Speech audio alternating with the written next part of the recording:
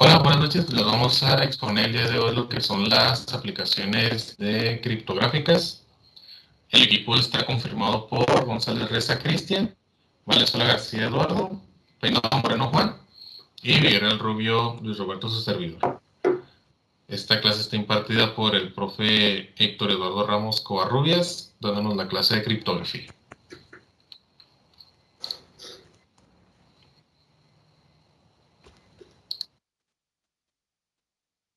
Bueno, comenzamos con los protocolos de comunicación segura. Estos, pues, también se les conoce como protocolos de seguridad de la información. Son un tipo de protocolo de red que garantiza la seguridad e integridad de los datos en tránsito a través de una conexión de red como Internet. Estos están diseñados principalmente para evitar que usuarios, aplicaciones, servicios o dispositivos no utilizados accedan a los datos de la red. Esto se aplica a prácticamente todos los tipos de datos independientemente del medio de red utilizado. Los protocolos de seguridad informática permiten el traspaso de información entre equipos de una forma segura, independientemente esto de la vía que utilicemos para comunicarnos con otros usuarios.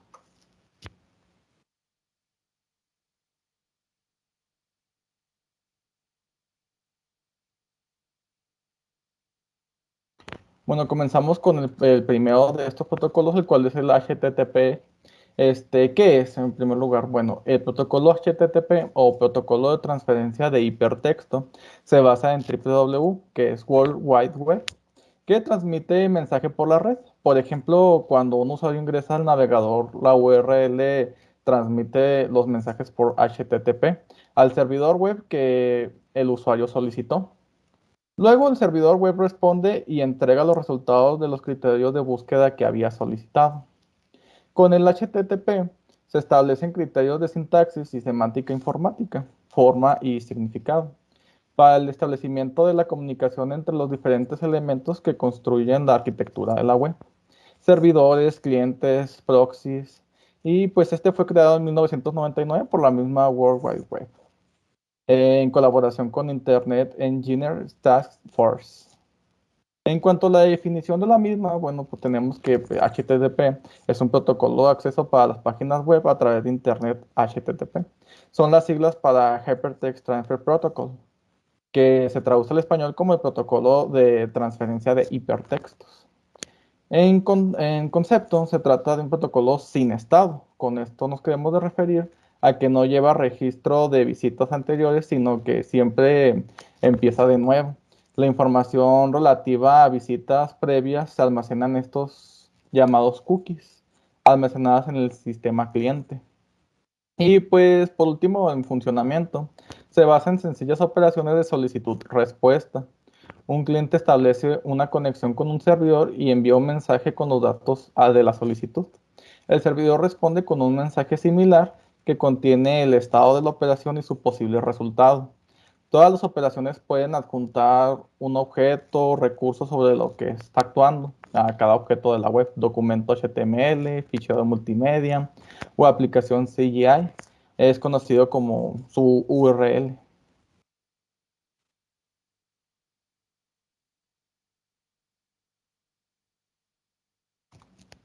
Bueno, en las etapas de transmisión, cada vez que un cliente realiza una petición a un servidor, se ejecutan los siguientes pasos.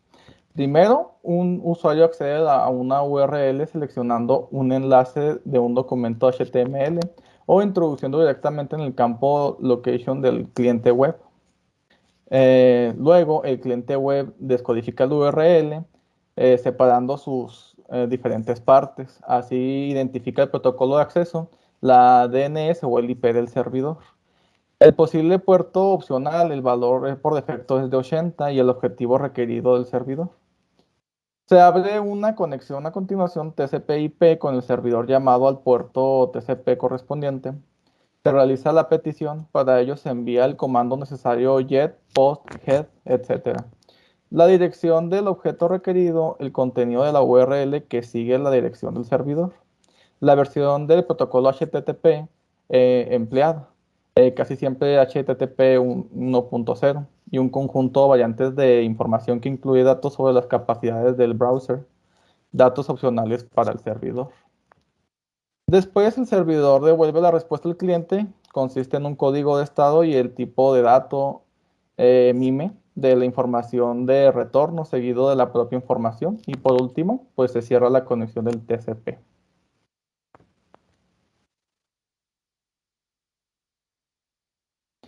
El segundo protocolo que tenemos es el SSH, el cual significa Secure Socket Shell, proporcionando o proporciona una forma segura de acceder a Internet a través de un ordenador remoto. SSH proporciona autentificación y encriptación entre dos computadoras que se conectan a Internet. Esta misma es utilizada por los administradores de red para administrar sistemas por acceso remoto. En cuanto a su definición, tenemos Secure Shell SSH, es un método de comunicación segura con otra computadora. La parte segura del nombre significa que todos los datos enviados a través de una conexión SSH son cifrados. Esto significa que si un tercero intenta interceptar la información que se transfiere, parecería codificado e ilegible. La parte shell es el nombre que significa SSH. Se basa en Unix Shell, que es un programa que interpreta los comandos integrados por un usuario. Su concepto es que es un protocolo de administración remota, como se había mencionado, que le permite al usuario controlar y modificar sus servidores remotos a través de Internet y esto a través de un mecanismo de autentificación. Proporciona un mecanismo para autentificar a un usuario remoto, transferir entradas desde el cliente al host y retransmitir la salida de vuelta al cliente. Su funcionamiento, pues, es controlado, es el comando básico para que un SSH se conecte a un host remoto para una sesión terminal. Es la siguiente que tenemos aquí, el cual es un SSH username @sshserver.example.com. Este comando hará que el cliente intente conectarse al servidor llamado server.example.com usando el ID del usuario username. Además, responder sí al comando hará que la sesión continúe y la clave del host se almacenará en el archivo nowhost del sistema local. Una vez que se ha almacenado la clave del host, el sistema cliente puede conectarse directamente al servidor nuevamente sin la necesidad de cualquier aprobación. La clave del host autentifica dicha conexión. En cuanto a su proceso, pues es el siguiente. Como primer paso, al recibir una solicitud de conexión, el servidor envía al cliente un conjunto de protocolos de cifrado compatibles. Después, el servidor utiliza la clave pública como método de autentificación. Seguido, tenemos que el cliente compara los protocolos de un sistema propio conjunto. Si existen protocolos coincidentes, las máquinas acuerdan utilizar uno para establecer esta conexión. Para eso se comunica mediante un proceso de encriptado asimétricamente que emplea el algoritmo de intercambio de claves Diffie-Hellman (DH). El algoritmo DH, el cual es Diffie-Hellman, como lo había mencionado, permite que las máquinas trabajen juntas y creen de forma segura una clave criptográfica en una red pública. Por último, el servidor intenta autentificar al usuario que solicita el acceso.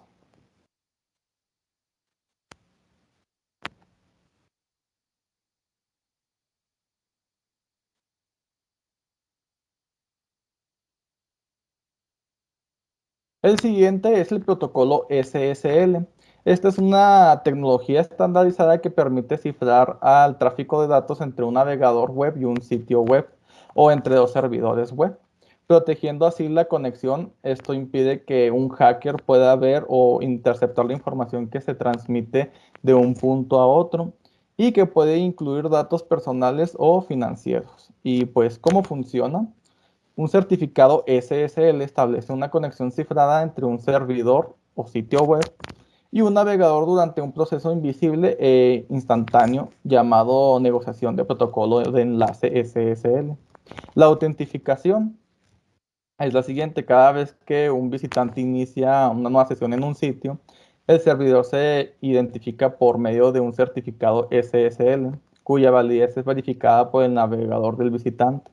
En cuanto al cifrado, pues el servidor comparte su clave pública con el navegador que la utiliza para crear y cifrar una clave una clave maestra previa. Esto se le llama intercambio de claves.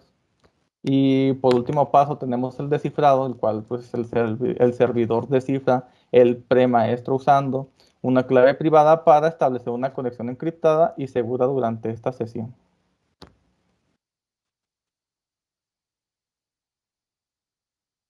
El TLS es una versión actualizada y más segura que SSL, aunque nos referimos a certificados de seguridad como certificados SSL aún así, porque es el término más extendido. Todos los certificados de DigiCert utilizan la tecnología TLS más moderna y son de plena confianza. El concepto y en cuanto a cómo funciona, bueno, el certificado SSL permite y garantiza el intercambio de datos en un entorno securizado y privado entre dos entes. El usuario y el servidor mediante aplicaciones como HTTP, POP3, IMAP, SSH, SMTP o NNP. Podemos referirnos a TLS como la evolución del SSL, dado que está basado en este último certificado y funciona de una manera muy similar. Básicamente encripta la información compartida. Y pues, ¿cómo la encripta? Mediante dos protocolos en capas diferentes. El protocolo de autentificación llamado TLS, Record Protocol, y el mutuo acuerdo, también conocido como el TLS Handshake Protocol. Record se lleva a cabo la autentificación para que la transmisión de datos sea mediante una conexión privada y fiable. Esto pues se negocia entre la encriptación y la integridad del emisor receptor. En cuanto al Handshake, se negocia el mensaje de manera segura. En cada mensaje se especifica el protocolo en un campo llamado Content Type y se cifra y empaqueta en un código de autentificación o MAC. Por lo tanto, el protocolo TLS se lleva a cabo en un canal seguro y cifrado entre cliente y servidor, en donde se negocia la criptografía del mensaje, se autentifican las claves del cifrado y se realiza una transmisión segura. Este protocolo se distingue por la seguridad de la interoperabilidad, o sea, la transmisión de datos encriptados de diferentes aplicaciones como HTTP, que pasa a ser HTTPS.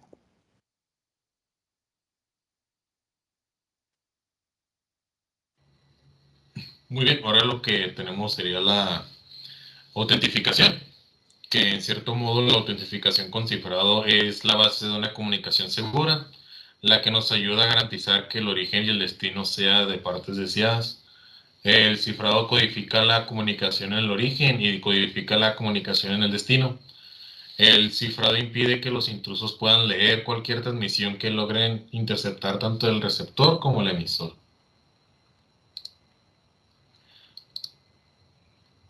Tenemos diferentes tipos de autentificación. La primera sería la directa, que en sí es el proceso de autentificación que solo intervienen las partes interesadas o que se van a autentificar.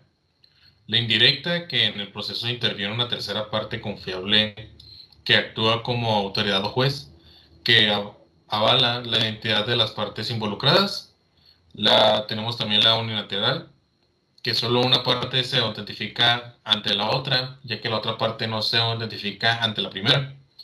También tenemos la mutua, que son ambas partes que deben autentificarse entre sí.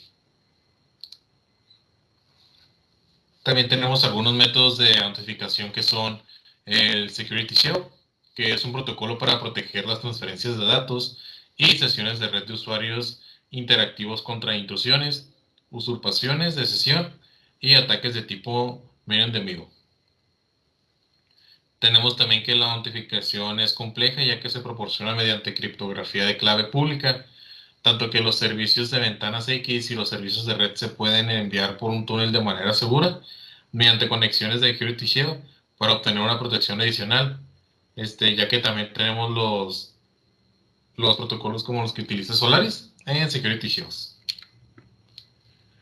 Algunos métodos de autentificación son el Kerberos, que se diferencia de los métodos de autentificación de tipo nombre de usuario y contraseña. En lugar de autentificar cada usuario en cada servicio de red, Kerberos utiliza el cifrado simétricos y el servicio adicional confiable, que sería un KDC, que para autentificar usuarios a un conjunto de servicios de red. Algunos métodos de autentificación son la arquitectura IPsec, que sería que proporciona protección de datagramas de IP, las protecciones que incluyen la confiabilidad, la integridad sólida de los datos y la autentificación de datos y la integridad de la seguridad parcial. Tenemos también lo que son los certificados y las firmas digitales. El cifrado digital es un modelo criptográfico con modelo de cada usuario que posee dos claves, una privada que solo se conoce en sí y una pública que la que conoce todo el mundo. Es considerado un documento electrónico emitido por una empresa denominada entidad de certificación, a nombre del titular del certificado. Contiene en su cable pública y está colgado de una página electrónica que no tiene acceso, que esta podría ser también de acceso público. La criptografía es un mensaje legible en el convertido de un texto incomprensible y luego devuelto de forma original. También la criptografía asimétrica es la modalidad del arte criptográfico que emplea una clave para cifrar mensajes de otra para el descifrado. También se le llama criptografía de cable pública porque solo una de estas claves es privada y secreta. La otra es necesariamente del conocimiento público. Una firma digital es un mecanismo criptográfico que permite al receptor de un mensaje firmado digitalmente identificar la entidad originadora de dicho mensaje, ya que sería la autentificación del origen y no repudio, y también confirmar que el mensaje que no ha sido alterado desde que fue firmado por el originador, que sería la integridad. El certificado digital es el medio técnico que proporciona a los datos electrónicos la autentificación del firmante, integridad de la información y que no repudia a los firmados, de que se trata de la generación actual en entorno a los que las comunicaciones, y transiciones sean seguras y fiables. Para ello, el certificado digital se basa en tres pilares tecnológicos. El primero sería la criptografía simétrica, que es un mecanismo que utiliza una misma llave para cifrar y descifrar la comunicación. Tenemos la criptografía asimétrica, que este es el mecanismo que utiliza dos claves. Una de ellas serían las llaves que será la pública, que podrá ser conocido por todos, y otra que será privada y que deberá ser custodiada por su propietario. Tenemos la función hash, que nos permite asegurar la comunicación que llega a su destino sin que haya sido modificada en sí, es decir, que cumple su principio de integridad. Las funciones hash transformadas un mensaje de longitud arbitraria de un mensaje fijo de bits, de que tal forma de dos mensajes. Ahora tenemos lo que es el marco legal, que es la ley de la criptografía, es el cuerpo legal que se relaciona con la seguridad y la protección de la información contra el acceso no autorizado. Las leyes de la criptografía protegen a las personas para que no se divulguen su información personal sin su consentimiento. También trabajan para proteger los secretos del gobierno como parte de estrategia para defensa militar. U otro nombre para la ley de la criptografía es la ley del cifrado. Bueno, ahora se hablarán de unos estándares de la propia criptografía.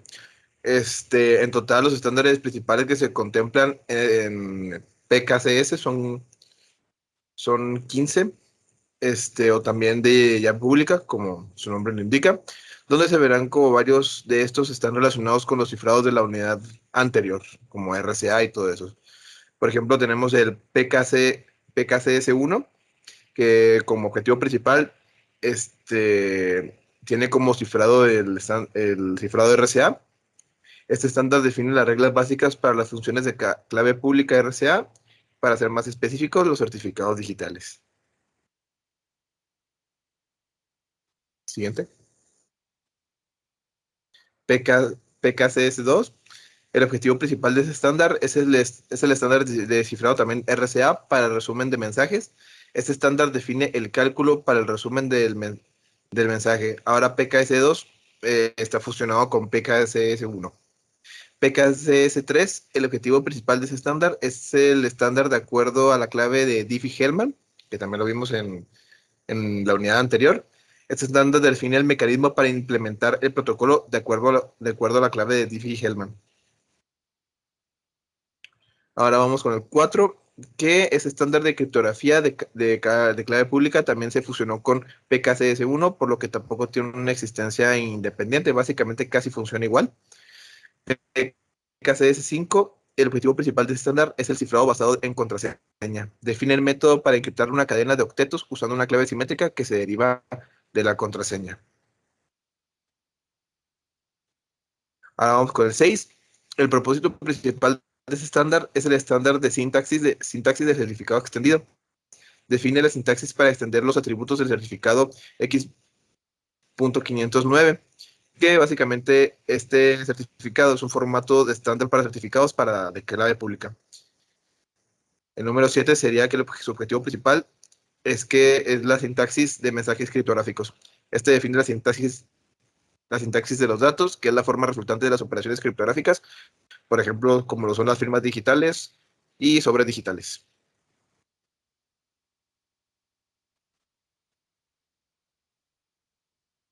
Ahora vamos con el 8, que es el 8 define los algoritmos y atributos que se utilizan para generar la clave privada.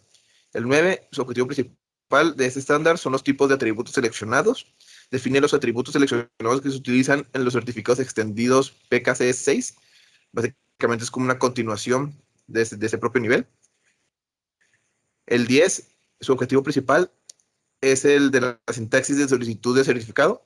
Define la sintaxis para solicitar un certificado digital. La solicitud de certificado contiene un nombre distinguido y una clave pública. El 11, su objetivo principal sería la interfaz de token criptográfico. Este estándar también es conocido como CrypToC y define el API para dispositivos de usuarios que contienen información sobre criptografía, como certificados digitales y de clave pública. El 12 sería que este estándar permite a los usuarios transferir sus datos de un dispositivo a otro utilizando el mecanismo estándar. El 13, como su objetivo principal de este estándar, es el estándar de criptografía de curva elíptica. Este estándar se utiliza para tratar con un nuevo mecanismo criptográfico próximo llamado criptografía de curva elíptica. El 14, donde su objetivo principal es el estándar de generación de números pseudoaleatorios. Este estándar define los requisitos y procesos para la generación de números aleatorios, como la generación de números aleatorios, que es extremadamente utilizado en criptografía. Estandariza su generación y se vuelve muy importante. Por ejemplo, como lo vimos en unidades anteriores, donde los números tienen que ser muy, muy, muy grandes. El 15 dice que como su objetivo principal es el estándar de sintaxis de información de token criptográfico. Este estándar define los tokens que se utilizan en el proceso criptográfico para que puedan interoperar.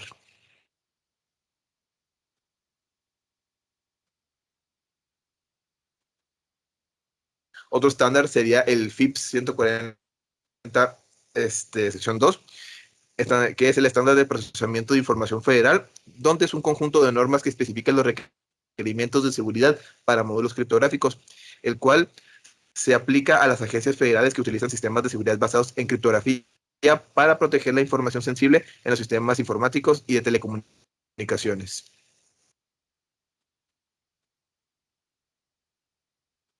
Este mismo estándar contiene 4 niveles. El nivel 1 es el de menor exigencia. En él se definen requisitos de seguridad básicos para un módulo criptográfico. El 2 mejora mecanismos de seguridad física en un nivel criptográfico, ya que requiere autentificación basada en roles y el módulo criptográfico debe verificar la autorización de un operador para tener acceso a un conjunto específico de servicios. En el nivel 3 se incorpora mecanismo de detección de intrusos, evitando el acceso no autorizado, uso o modificación de los módulos criptográficos. El cuarto nivel contiene las mayores exigencias de seguridad y protección alrededor de un módulo criptográfico. Básicamente, cada nivel va aumentando su nivel de protección.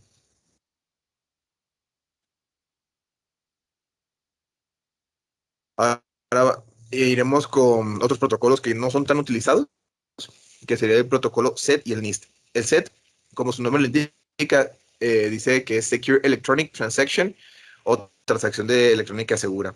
Es un sistema de comunicaciones que permite gestionar de una forma segura las transacciones comerciales en la red. El NIST es el organismo que tiene la iniciativa de coordinar grupos de la industria que desarrollan la tecnología PKI.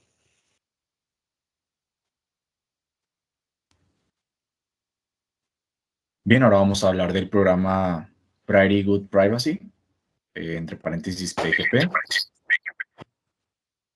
Es un programa que se desarrolló en el año 1991 por Phil Zimmermann y cuya finalidad es proteger la información distribuida a través de Internet mediante el uso de criptografía de clave pública, así como también pues, facilita la autenticación de documentos gracias a firmas digitales. Les voy a explicar un poco el funcionamiento, pero antes es necesario pues, saber, ¿no?, que PGP es un criptosistema híbrido. ¿Qué quiero pues, decirles con esto? Que combina técnicas de criptografía simétrica y criptografía asimétrica. Esta combinación pues, permite aprovechar lo mejor de cada uno, ¿sí? El cifrado simétrico, como bien sabemos, pues, es más rápido que el asimétrico o de clave pública. Mientras que el de clave simétrico proporciona una solución al problema de la distribución, ¿sí?, de las claves en forma segura, garantizando así el no repudio de los datos y la no suplantación. Bien, cuando un usuario emplea PGP para cifrar un texto, dicho texto se comprime. Esta compresión ahorra espacio en disco, tiempos de transmisión y, más importante, pues fortalece la seguridad criptográfica. ¿Por qué? Porque pues, la mayoría de las técnicas de criptoanálisis lo que buscan son patrones presentes en el texto para romper el cifrado. Esta compresión que les mencioné anteriormente reduce estos patrones, aumentando enormemente pues, la resistencia del criptoanálisis. Después de comprimir el texto, PGP va a crear una clave de sesión. Esta es secreta, que solo se empleará una vez. Esta clave pues sería un número aleatorio que se genera a partir de movimientos del ratón y las teclas que se van pulsando durante ciertos segundos, cuyo propósito pues es generar pues, la clave, ¿no? También se puede combinar con claves generadas. Esta clave de sesión se usa con un algoritmo simétrico para cifrar el texto claro. Una vez que los datos se encuentren cifrados, la clave de sesión se va a cifrar con la clave pública. Esta clave pública pues es del receptor y se va a adjuntar al texto que se cifró y el conjunto es enviado al receptor, como lo podemos ver ahí en ese esquema. Ahora vámonos al descifrado. Sigue el proceso inverso, o sea que el receptor usa una clave privada para recuperar la clave de sesión. Esta clave es simétrica, que PGP pues luego usa para descifrar los datos. Esas claves que se emplean en el cifrado asimétrico pues se guardan protegidas mediante cifrado por contraseñas, o sea, pues sí, están cifradas en el disco duro. PGP va a guardar dichas claves en dos archivos que se llaman llaveros, uno para las claves públicas y otro para las claves privadas. Siguiente. Ok. Características. Definí 3 características, que es estándar de Internet, firmas digitales y red de confianza. Vamos en el primer punto, ya que la Internet Engineering Task Force se ha basado en el diseño de PGP para crear el estándar Internet Open PGP. Estas últimas versiones que sacaron, pues estos estándares son compatibles en mayor medida con ese estándar, con PGP. En firmas digitales tenemos que PGP va a ofrecer una autenticación de mensajes y la comprobación de su integridad. Dicha comprobación se emplea para descubrir si un mensaje ha sido cambiado luego de ser completado. Y también determina si realmente fue enviado por la persona para reclamar ser el remitente, ¿sí? O sea, se comprueba si es el remitente en sí. Estas operaciones se emplean por defecto junto con la codificación del mensaje. Y tenemos pues, la red de confianza. El PGP tiene desde sus primeras versiones provisiones siempre incluidas para distribuir las llaves públicas. Aquí simplemente al fabricar un certificado es imposible modificar sin que sea descubierta con eficacia pues información. Esto puede impedir la corrupción solo después de que el certificado ha sido creado, no antes. Aquí los usuarios deben de asegurar por algunos medios que la llave pública en un certificado pues es realmente pertenece a la persona o entidad que lo reclama. Esa sería la característica de red de confianza. Siguiente.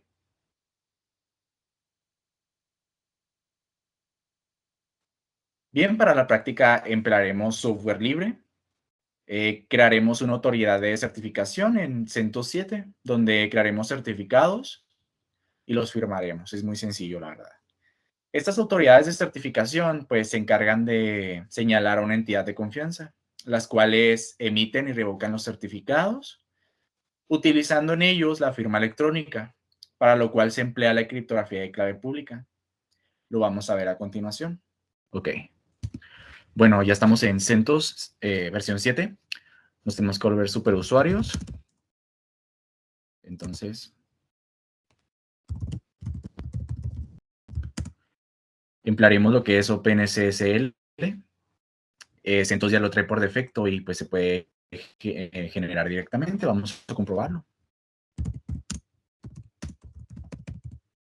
con este comando.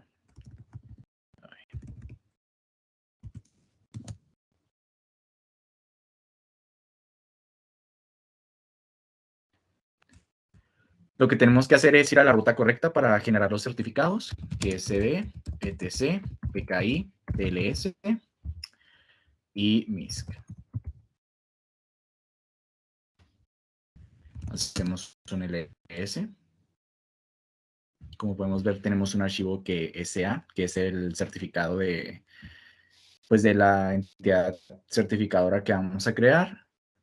Aquí pues se tiene que configurar, ¿sí? Entonces lo que tenemos que hacer es poner punto, / CA, espacio,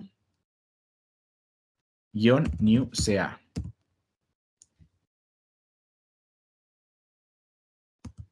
Entonces ahora damos un enter.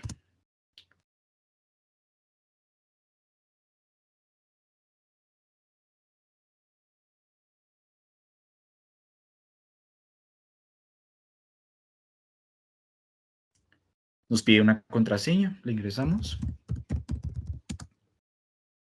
Y nos pide confirmarla. Le ingresamos. Aquí nos pide el nombre del país, en este caso a 2 dígitos, como sería, por así decir, un dominio, pues estamos en México. Entonces sería MX. Ok, nos pide el nombre del estado o provincia, Chihuahua. Y nos pide el nombre de la localidad o ciudad, pues Chihuahua también.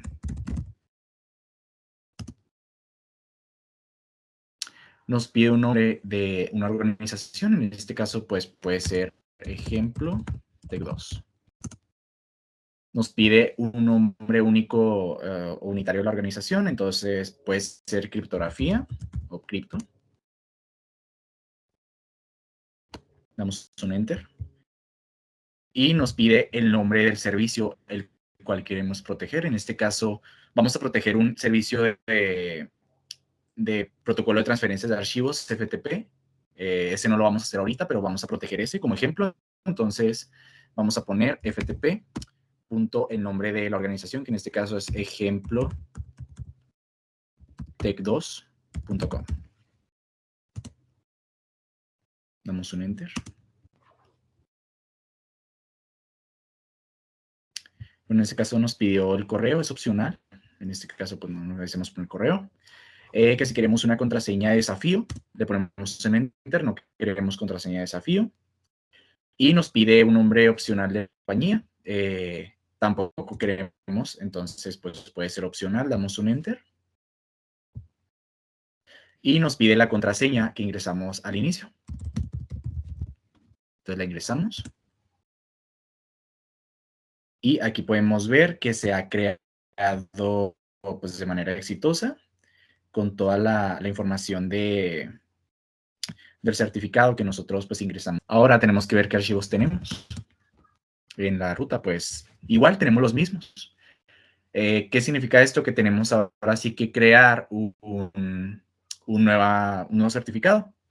Igual, punto, /CA, new rec guión notes.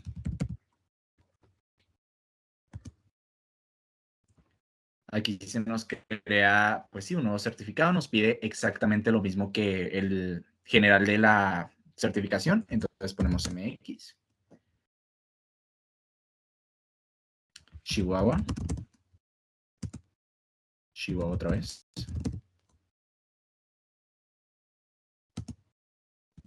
ejemplo TEC 2, cripto, ftp.ejemplotec2.com como nombre del servicio que queremos proteger.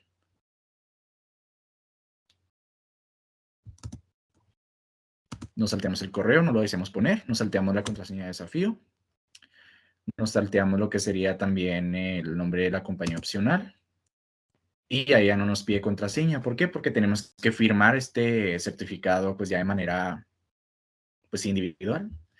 Entonces, ahora podemos dar un ls para ver qué hace. Nos generó un archivo que se llama newrec.pem. Este archivo sería lo que es el certificado.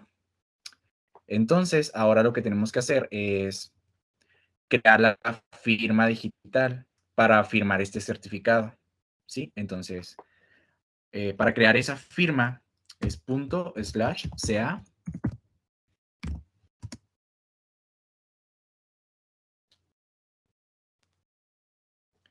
nos pide que ingresemos la contraseña. Es la misma contraseña que ingresamos en el certificado. Entonces sería la que ingresamos.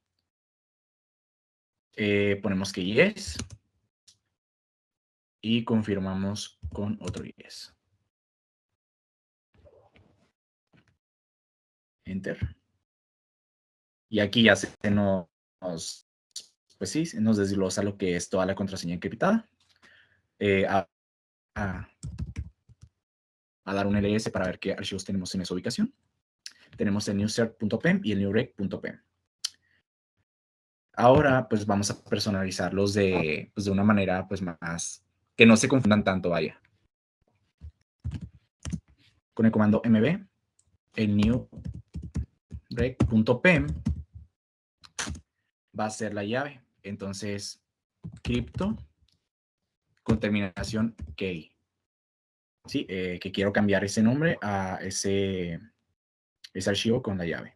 Entonces doy un enter. Y listo, hace cambio. Ahora, mb newcert.pem, que es el certificado, quiero que se llame cryptocert.crt, que es la terminación de los certificados digitales. Vemos un ls aquí para ver todos los archivos y pues podemos ver que ya se cambiaron pues de manera exitosa. Ahora toca moverlos a su pues, ubicación correspondiente, ¿no? Muy bien, entonces vámonos para atrás y aquí podemos ver diferentes carpetas. El certificado tiene que ir a la carpeta Certs y la llaves tiene que ir a Private. Entonces, voy a ir a MISC otra vez.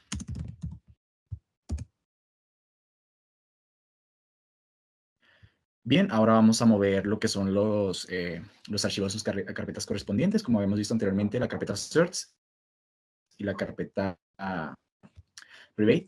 Entonces vamos a mover el certificado con el comando mb crypto cert.crt. Lo voy a mover a etc.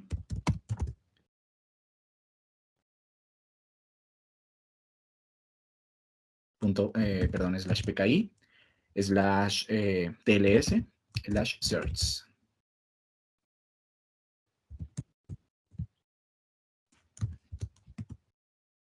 Y voy a mover el CryptoKey para la carpeta private.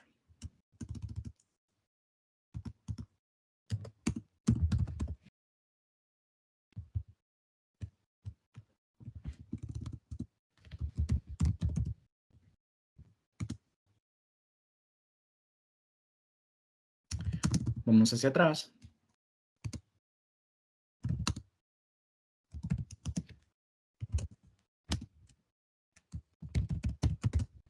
entramos a la carpeta certs, un ls, y ahí tenemos lo que creamos que es CryptoCert. Ahora vamos hacia atrás otra vez. Vamos ahora a irnos a Private.